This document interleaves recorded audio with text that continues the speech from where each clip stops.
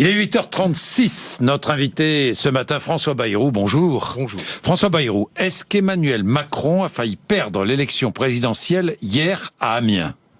Je crois exactement le contraire. Je crois que ce qui s'est passé hier à Amiens a été révélateur de l'homme, de son choix politique, et révélateur aussi de la différence qu'il y a entre lui et Marine Le Pen. Je vais revenir sur ce qui s'est passé hier, mais ma question, est-ce qu'il a failli perdre ? Est-ce que s'il n'avait pas eu la réaction qu'il a eue, il aurait pu perdre l'élection présidentielle ? En tout cas, s'il n'était pas allé au contact direct avec les ouvriers de Whirlpool et toute la difficulté et tout ce qu'il y avait comme effet de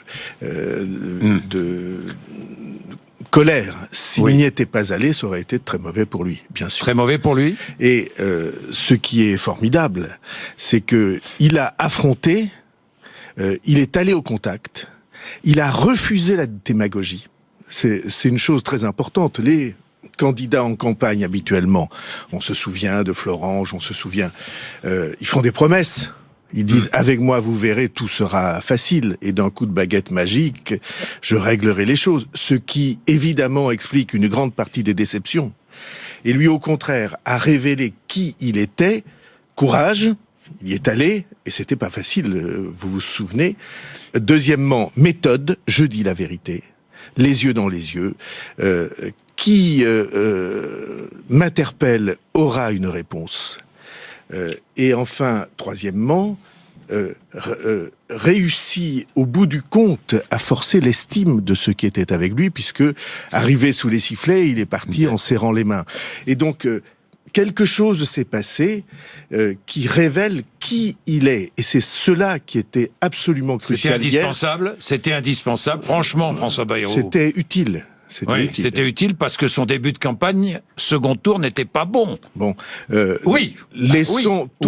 tournons la page. Non, tournons la page. Dimanche soir, il avait fêté une victoire d'étape. Ça arrive au Tour de France qu'on fête une victoire d'étape. Il avait son discours était un discours heureux d'avoir fait ce chemin incroyable entre nous, incroyable pour quelqu'un qui aura 40 ans cette année.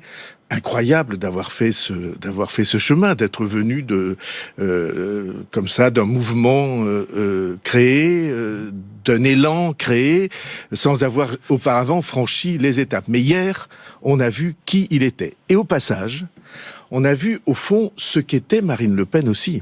Parce que Marine Le Pen, elle est venue faire des selfies. Elle est venue avec des militants. Pas avec les ouvriers, elle les a pas rencontrés. Elle est restée 10 minutes. Et elle a fait des selfies et des sourires. Or, la campagne présidentielle, ce n'est pas ça. Et le contraste entre ces deux images, celui qui va au contact, qui approfondit, qui n'a pas peur, qui ne recule pas, et qui dit la vérité, avec en face, au fond, campagne électorale, communication. C'était ça, effet de surprise, communication, campagne électorale, je viens, cliquac une photo et je repars.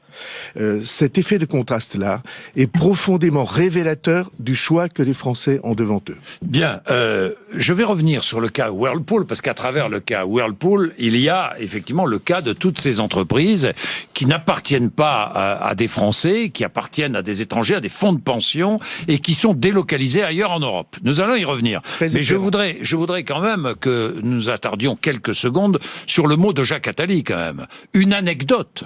L'affaire Whirlpool, c'est une anecdote. Il y a des gens qui vivent en dehors de la réalité, en dehors du réel, qui n'ont pas le contact avec le réel, qui voient le monde des hautes sphères.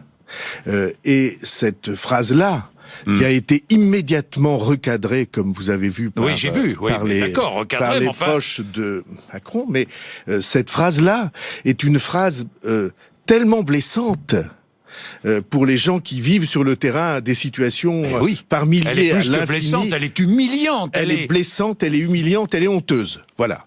Disons les choses comme elles sont, et c'est précisément de cela qu'il faut sortir. Ce qu'on a vu hier, c'est que le candidat le plus proche du réel, le plus enraciné dans le réel. Le réel, en c'est fait, quoi c'est Alors Emmanuel justement, Macron. François Bayrou, le réel, c'est l'avenir des salariés de Whirlpool, le réel. Oui. Alors quel avenir leur assurer? La France est en concurrence déloyale dans cette aventure. Voilà une entreprise qui n'appartient pas, encore une fois, à un Français. Voilà une entreprise qui appartient à des fonds de pension américains. Les fonds de pension se disent, entre parenthèses, des dirigeants qui augmentent leurs dividendes de 10%. Absolument. Hein, Ils se disent, il y a plus d'argent à gagner. Il y a plus d'argent à gagner en Pologne, Exactement. à Lodz, où les salariés coûtent moins cher. C'est exactement ça. Alors qu'est-ce qu'on peut faire? Plusieurs contre ça questions. Premièrement, oui. il y a plus d'une dizaine de repreneurs, je crois une quinzaine de repreneurs pour cette usine. Et donc, la responsabilité des pouvoirs publics est de faire que ce soit le repreneur socialement le plus avantageux et économiquement le plus solide qui obtienne la reprise de cette usine. Vous savez, des usines. Hier soir, un maire des Pyrénées-Atlantiques m'écrivait tu te souviens de cette usine qui chez nous a disparu avec 200 emplois, aujourd'hui il y en a 250. Parce que l'économie, c'est ça, c'est une succession de créations. Alors il y a des créations, puis après c'est vrai qu'il y a des disparitions d'entreprises, et puis il y a de nouveau des créations, et quelquefois les créations sont plus riches en emplois que ce qui disparaissait. Et tout l'effort que les pouvoirs publics d'aujourd'hui, de demain, devront faire, c'est cet effort pour que on ait des créations ou des reprises qui soient plus enrichissantes et plus fortes que ce qu'on avait auparavant. J'ai constamment défendu l'idée qu'il faudrait que les sites abandonnés soient de toute façon offerts à des reprises. Ce qui est systématiquement. Systématiquement. Ce qui est scandaleux, j'avais cité le cas d'une usine près de Pau qui était la seule en Europe à produire le produit chimique qu'elle produisait, l'acide acétique, et puis la seule. Elle a été rachetée par des concurrents américains. Ils ont pris l'engagement de ne toucher à rien pendant 4 ans, et à 4 ans et un jour, ils ont fermé pour reprendre pour eux les commandes de l'entreprise. Et ça, c'est anormal. Whirlpool a touché 40 millions d'euros du CICE. Est-ce que Whirlpool, si Whirlpool s'en va délocaliser à Lodz, doit rembourser ces 40 millions d'euros? Alors, le CICE, c'est l'équivalent de baisse de charges. Pour que on puisse avoir des créations d'emplois, vous savez que cette année il y en a eu des créations, il y a eu beaucoup de disparitions, on a eu de très mauvais chiffres hier. Donc, première question, c'est suivre de la part des pouvoirs publics pour avoir des reprises de sites, des reprises d'usines, des reprises d'entreprises qui soient favorables en économie et en emploi. Et il y en a là, sur le site de Whirlpool, il y en a près de 15, je crois. En tout cas, c'est ce qui a été écrit et dit. Deuxièmement, la question que vous avez évoquée est très importante. Vous dites ce sont des fonds de pension américains. Oui. Pourquoi il y a des fonds de pension américains? Parce qu'il n'y a pas de fonds de pension français. Je veux dire, je parle pas de la forme des fonds de pension. Je parle de l'investissement. On a besoin d'avoir de l'investissement français en France aussi, de manière que la décision ne soit pas une décision prise ailleurs. Et c'est la raison pour laquelle le programme qu'Emmanuel Macron propose, c'est de favoriser l'investissement français. Mais on est d'accord, François Bayrou, favoriser l'investissement, mais qui va investir? Je regardais les chiffres du premier trimestre des grandes entreprises du CAC 40 en France, il y a des progressions dans les bénéfices absolument incroyables. Et parallèlement, on nous annonce des chiffres du chômage catastrophiques. Les Français ne comprennent pas cela. Parce que l'emploi, l'essentiel est qu'on dise les choses directement. Oui. L'emploi ne dépend pas principalement des grandes entreprises. L'emploi dépend principalement des entreprises moyennes et petites. Donc il faut les aider à investir. Et les entreprises moyennes et petites n'ont pas les conditions de développement en France qu'elles trouvent ailleurs, notamment les conditions de transmission. Parce que la transmission des entreprises est en France gênée par un certain nombre de dispositifs fiscaux, comme vous le savez. Et donc c'est tout cela qu'il faut suivre, comme si j'osais employer une image, comme un jardinier suit la pousse de son jardin. C'est le travail des pouvoirs publics est d'aider à créer toutes les conditions pour que les choses aillent du mieux possible. pas pour prétendre interdire les licenciements, ça ne se fera jamais, pas pour prétendre dire tout ce qui est de l'extérieur n'entrera plus en France parce qu'on va le taxer. Taxer les produits sortant d'une usine délocalisée, c'est ce que propose Marine Le Pen. Eh bien, ceci a une signification extrêmement claire. Si nous interdisons aux produits de nos partenaires d'entrer chez nous, ils interdiront à nos produits de sortir pour aller chez eux. Et ce que nous sortons, ce que nous exportons, les Airbus, les voitures, l'agroalimentaire, c'est ce que nous faisons de mieux. Et donc cette proposition, qui est une proposition en réalité qui va amputer là où nous sommes les plus forts. Cette proposition est une proposition contre nous. Ça paraît comme ça facile. C'est le contraire. C'est une décision ou une orientation. Heureusement, elle ne sera pas mise en application. Si elle l'était, ça serait une catastrophe pour l'industrie française. Bien. Vous avez vu que politiquement, il y a une divergence, j'ai vu, entre Emmanuel Macron et vous, sur les législatives. Le nom des candidats en marche aux législatives. Est-ce qu'il faut annoncer les investitures entre les deux tours ou pas? Monsieur Bourdin. Oui. Oui. Je suis pas certain que ça soit. Voilà. Vous êtes. Oui.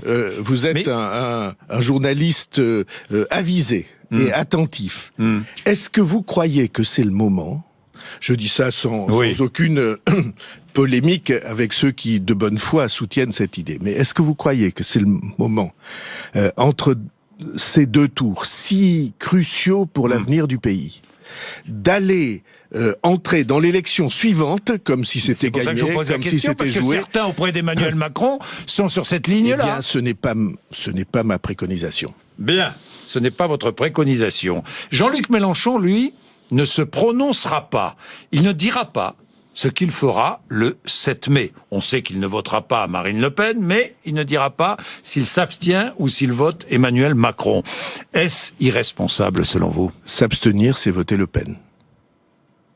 S'abstenir ou voter blanc, c'est voter Le Pen. Parce que ça trace un signe égal entre Emmanuel Macron et Marine Le Pen. Et si Jean-Luc Mélenchon, avec toute son histoire, avec tout ce qu'il a dit sur ce sujet précisément par le passé, trace un signe égal entre le candidat du grand courant central et le candidat de l'extrême droite, alors, je vous assure, je peux me tromper, ça désespère des millions de Français. Jean-Luc Mélenchon... il y a beaucoup de ces électeurs qui disent nous on ne veut pas choisir entre d'un côté la responsabilité, Jean-Jacques Bourdin, d'un leader politique, c'est même face à ses électeurs, même face à ses amis, de dire la différence entre le pire et l'imparfait.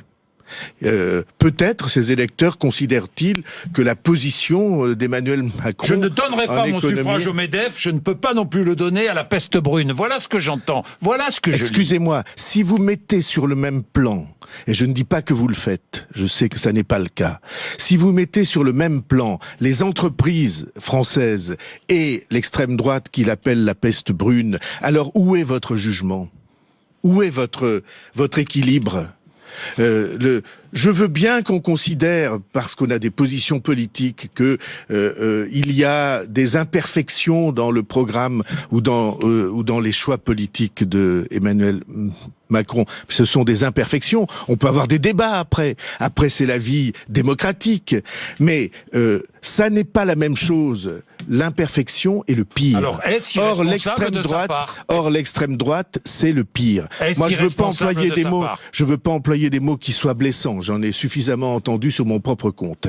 Mais je veux dire simplement que, comme citoyen, comme responsable, chacun d'entre nous doit voir la différence entre l'un et l'autre, entre des propositions qui sont catastrophiques pour l'avenir du pays en matière économique, etc., mais profondément, qui sont sur la discrimination, qui sont sur regarder les gens par leur origine, regarder les gens par leur religion, prétendre des folies. Par exemple, Madame Le Pen affirme que Emmanuel Macron est entre les mains de ceux qui sont pour le terrorisme islamique. Vous croyez que ça va, ça? De l'UOIF. Vous croyez que ça va? Vous croyez qu'on est dans un pays qui peut accepter des manipulations de cet ordre? Ça ressemble à Trump. Voilà, c'est exactement ça. C'est le choix de l'outrance et de l'excès, en pensant que la société en est arrivée à un point de faiblesse intellectuelle pour que l'outrance et l'excès amènent des voix. Et moi, j'ai trop... permettez-moi de dire cela. Le peuple dont on parle, on est un certain nombre, moi j'en suis, à y être né. Et à continuer à y vivre. J'habite toujours le village où je suis né. Et je sais ce qu'il est. Et je sais que ce peuple est estimable. Et je sais que pour lui parler à la bonne hauteur, il faut le tirer vers le haut et pas vers le bas. Alors, Madame Le Pen n'y est pas née. Ça n'est pas de sa faute. Elle est née dans des conditions privilégiées. Mais pour moi, toute ma vie, je me battrai pour qu'on parle à ceux qui n'ont pas la chance d'avoir des biens, d'avoir de l'influence et du pouvoir, pour qu'on leur parle à hauteur de citoyens. Vous comprenez ce que je veux dire? Alors, qu'on leur parle comme si, qu'on leur parle mieux qu'on ne parle à ceux qui sont dans l'aisance et dans le pouvoir, qu'on leur parle avec plus d'estime. Ceci est le combat de ma vie. Voilà. Henri Guénaud, je me tourne vers la droite. Henri Guénaud qui dit « Je me demande si le danger de Monsieur Macron n'est pas pire ». Bon, qu'il vote Le Pen. Rien à dire de plus. Vous voyez à quel point l'excès partisan conduit. L'excès avec de la rancœur, quelque chose de cet ordre. Si l'on ne voit pas ce qu'a représenté, ce que représente aujourd'hui cette extrême droite qui veut détruire des choses précieuses et qui veut abattre les valeurs qui nous font vivre ensemble, alors c'est pas la peine de se dire gaulliste. De Gaulle s'est pas trompé, lui, hein.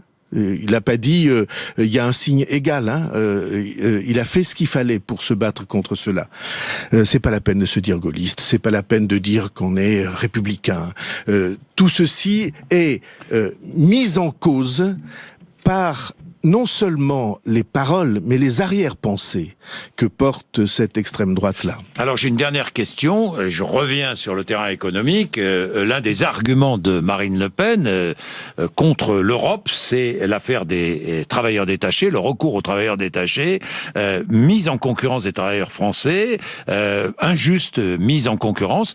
Que fera Emmanuel Macron sur ce dossier-là? Emmanuel Macron, et je l'y aiderai, n'aura de cesse que de faire en sorte qu'il y ait entre les travailleurs français qui travaillent en France et les travailleurs étrangers qui viennent travailler chez nous, égalité de traitement. Ou pour être plus exact encore, que les conditions d'emploi, notamment de charges sociales, soient les mêmes. Autrement, c'est une concurrence. Eh bien, il faut changer. Nous sommes soumis. Lorsque les règles européennes sont injustes, il faut changer les règles européennes. Et ceci est un combat qu'il va falloir mener. Mais dire qu'on va, par exemple, quand on dit on va imposer le français sur les chantiers en France pour empêcher des ouvriers voisins de venir chez nous. On a des ouvriers qui travaillent en Finlande à la construction, par exemple, de cette usine, de cette EPR, on va leur demander d'apprendre le finnois. Vous voyez bien que tout ceci est absurde. Il y a une réciprocité. Quand vous édictez des règles chez vous, ces règles, les autres sont libres de les édicter chez eux. Et ainsi de suite, vous paralysez votre pays en voulant paralyser les autres. Et donc, changeons les règles. Que pour les travailleurs détachés, il y ait égalité de traitement. Qu'on ne puisse pas avoir des avantages en jouant simplement sur les charges sociales de pays qui en ont moins. Ceci est notre responsabilité et le combat que nous avons à mener. Merci François Bayrou d'être venu nous voir. Demain, Louis Alliot sera à votre place. Il est 8h55. Et la politique continue dans le journal de 9h sur BFM.